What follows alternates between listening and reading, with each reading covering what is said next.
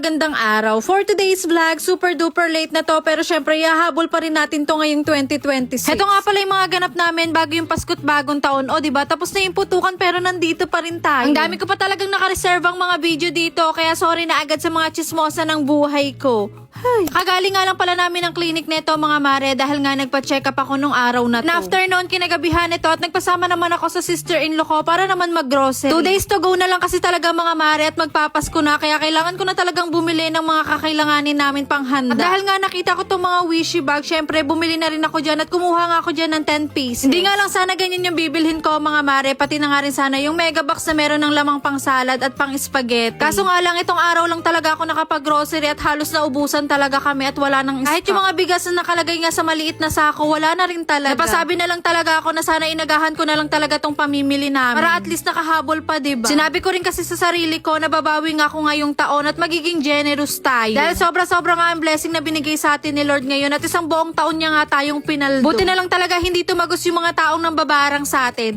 Anyways, itong mga i-grocery nga namin mga mare hanggang bagong taon na talaga to kaya dinamihan ko na. Di na rin kasi talaga ako pwedeng magpagod pa dahil sobrang sensitive talaga ng pagbubuntis ko ng mga araw na yan. Mga susunod nga na vlog na i-upload ko, meron akong ikikwento sa inyo about sa mga nangyari sa akin. Pero sa ngayon nga dito sa vlog na i-upload ko, maging masaya muna tayo. Hindi nga talaga pwedeng mawala itong mga pang graham at pang salad natin dahil sa susunod na taon na naman tayo ulit makakakain yan. Hala, di na nga rin pala ako masyadong nakapag-video pa dahil nakakapagod din talagang mag-video habang nag-grocery. Tapos sasabayan pa ng sobrang habang pila. At mag-guess the bill nga tayo ngayon mga mare. Ang makahula nga ng total billing namin dito sa mga pinamili namin ay mananalo ng 500 Gcash. Pahinga lang saglit mga mare dahil feeling ko natagtag talaga ako. Grabe, alam nyo ba sobrang lala ng gastos ngayong December kaya sana sa 2026 ay maging triple yan. Pabalik. Hala, mag-ASMR nga muna tayo at saglit muna tayong tatahimik dahil papakinggan muna natin itong tunog na gusto nating mga nanay.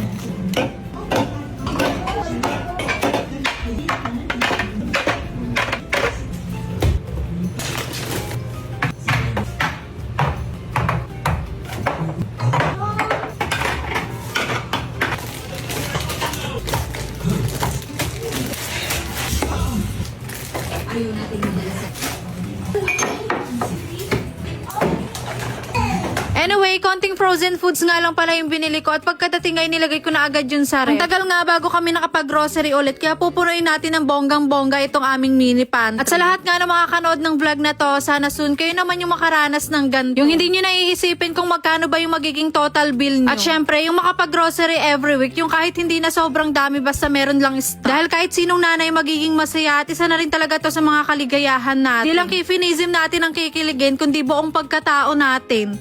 At alam nyo ba kung bakit nakakapag-grocery na rin talaga ako ng ganito karami? Dahil lang naman yan sa pag-a-affiliate ko sa Orange App at Black App. At syempre, sa mga taong nakapaligid sa akin na todong sumusuporta na walang halong inggit kundi pagmamahal lang.